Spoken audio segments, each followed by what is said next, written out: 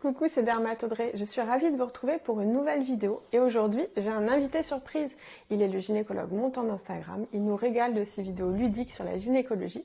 J'ai le plaisir de vous présenter Olivier, alias Mon.gynéco. Salut Audrey, Salut. Merci beaucoup pour cette belle présentation et cette invitation. Je suis super content de faire cette vidéo avec toi dans ce très beau showroom de la maison de Chéniaud qui nous accueille aujourd'hui. Et je suis surtout super content qu'on aborde un sujet très fréquent qui concerne les femmes, c'est l'acné qu'on appelle l'acné hormonale. Effectivement, c'est un sujet sur lequel vous nous posez beaucoup de questions, que ce soit en consultation ou sur les réseaux. Alors on attaque directement dans le vif du sujet. D'abord, l'acné, c'est quoi? Tout le monde en a déjà vu et souvent on en a déjà eu soi-même. Ce sont les boutons sur le visage ou le tronc sous forme de points noirs, de microkystes ou de boutons inflammatoires rouges, plus ou moins avec du pus dedans. Ça, tout le monde connaît, c'est très fréquent à l'adolescence, mais environ un tiers des femmes en souffrent encore à l'âge adulte. Ce qu'on appelle acné hormonale dans le langage courant, c'est souvent cette acné persistante de la femme adulte avec des boutons plutôt inflammatoires sur le bas du visage. Mais acné hormonale, c'est pas vraiment un terme médical, c'est pas un diagnostic, parce que toutes les acnés ont toujours une participation hormonale. Ces variations hormonales peuvent être physiologiques, c'est normal à la puberté par exemple, le corps doit s'habituer à des nouveaux taux d'hormones qui sont plus importants, et la peau reçoit des afflux de testostérone, de progestérone. Moi je dis que ça met de l'engrais sur les boutons parce que ces hormones stimulent la glande sébacée pour fabriquer plus de sébum.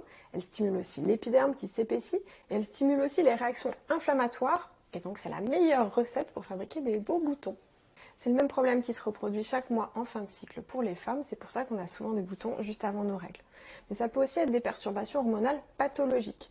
Quand les hormones qui favorisent l'acné sont présentes en plus grande quantité que la normale, on parle dans ce cas d'hyperandrogénie. Est-ce que tu peux nous en dire plus, Olivier? Qu'est-ce que c'est qu'une hyperandrogénie? Quelles sont les causes? L'hyperandrogénie, c'est l'excès d'androgène, c'est-à-dire une trop grande quantité d'hormones masculines circulant dans le sang, c'est la fameuse testostérone et ses dérivés. Cette anomalie biologique peut provoquer d'autres symptômes que l'acné. Certaines femmes peuvent avoir de l'hirsutisme, c'est un excès de poils dans des zones inhabituelles comme la lèvre supérieure, le menton, entre les seins et à l'intérieur des cuisses, voire entre le pubis et le nombril. Cet excès d'hormones mâles favorise parfois la perte de cheveux, l'alopécie, au niveau du sommet du crâne ou du front. Ce sont les fameux golfs.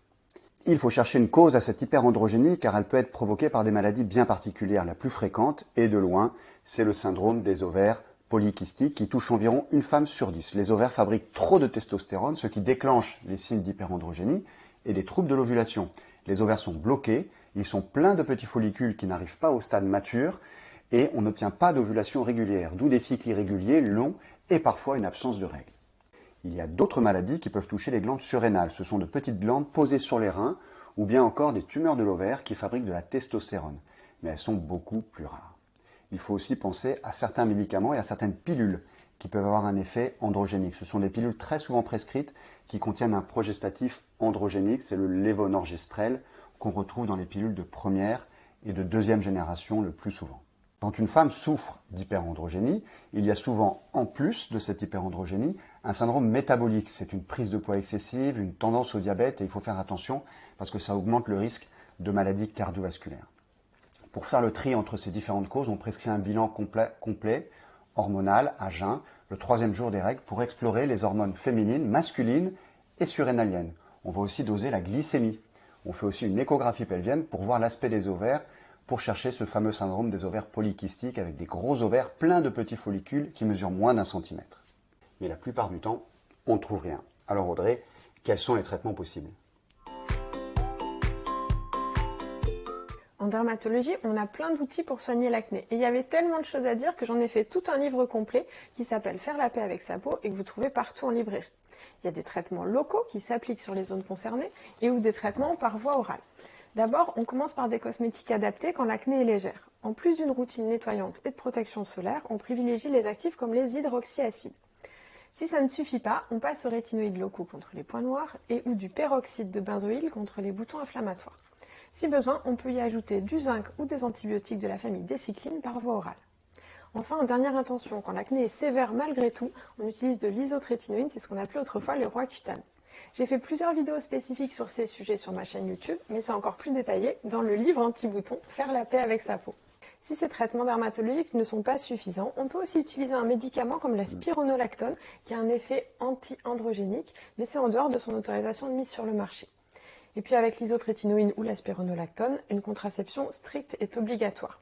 Bien sûr, il vaut mieux éviter les pilules qui ont elles-mêmes un effet androgénique, ce serait complètement contre-productif. Est-ce que tu peux nous expliquer, Olivier, quelle contraception privilégier dans cette situation ? En plus de ces traitements classiques que tu nous as présentés, si la patiente n'a pas de projet de grossesse, bien sûr, il faut réfléchir aux meilleurs moyens de contraception. D'abord parce qu'une contraception efficace est obligatoire avec certains traitements dont tu nous as parlé, mais aussi parce que certaines contraceptions ont un effet bénéfique et il y en a d'autres à éviter. Schématiquement, il faut utiliser une contraception hormonale qui va créer un climat œstrogénique, voire anti-androgénique. Ça passe donc par la prise d'une pilule. Dans les pilules classiques, dites combinées, il y a un œstrogène, l'éthénylestradiol et un progestatif. Et c'est en jouant avec le type de progestatif qu'on peut avoir un impact sur l'acné. Il faut privilégier les pilules dont le progestatif est non androgénique, comme le gestodène, voire carrément anti-androgénique, comme la drospirénone ou l'acétate de chlormadinone. Le problème des pilules anti-androgéniques, c'est que ce sont des pilules de 3e ou de 4e génération, c'est-à-dire celles qui augmentent le risque de thrombose, phlébite, embolie pulmonaire, accident vasculaire. On ne peut pas les prescrire en première intention aux femmes qui ont des facteurs de risque comme une intoxication tabagique, l'hypertension artérielle ou des antécédents de thrombose. Les contraceptions à éviter qui ont tendance à aggraver l'acné sont les pilules microprogestatifs et les stérilés hormonaux qui contiennent du désogestrel et aussi l'implant contraceptif qui contient de l'étonogestrel. Dans tous les cas, faire du sport régulièrement et suivre une alimentation équilibrée est recommandé en cas de surpoids. Une perte de poids de 10% va permettre de réduire l'hyperandrogénie et ses conséquences dermatologiques et métaboliques, notamment dans le cadre du syndrome des ovaires polykystiques. C'est super intéressant parce que ça prouve encore que le corps fonctionne vraiment comme une machine globale. Et moi, je trouve ça assez impressionnant. Il y a beaucoup de liens entre la peau, l'appareil génital hormonal, l'alimentation, notre hygiène de vie. C'est sûr que ce sont des conseils qui peuvent être plus faciles à dire qu'à faire, mais ça vaut vraiment le coup. Moi, je voulais dire un dernier message pour toutes les personnes qui souffrent d'acné et qui regardent cette vidéo. Vous pouvez être fiers de vous avec ou sans acné. Ayez confiance en votre peau, ayez confiance en vous. Ça prendra peut-être du temps et Dieu sait qu'on est impatient, mais on a tous déjà eu des boutons. Bien sûr avec des échelles de sévérité différentes, c'est pour ça que c'est important de normaliser le regard général sur l'acné. C'est pas une maladie contagieuse, c'est pas sale, et en fait les patients souffrent souvent plus du regard des autres que des boutons eux-mêmes. Donc en parlant, on peut changer ça petit à petit, et c'est pourquoi je vous invite vraiment à partager cette vidéo autour de vous, avec vos amis, vos proches qui sont concernés aussi, pour faire changer les choses petit à petit. Merci encore Olivier d'avoir réalisé cette vidéo avec moi, c'est gentil. Je rappelle qu'on peut te retrouver sur tous les réseaux sociaux mon.gynéco et je vous invite à regarder ces petites vidéos réalisées avec Alexandra. De mon côté, je vous donne rendez-vous pour une prochaine vidéo sur YouTube ou Instagram Dermatodray.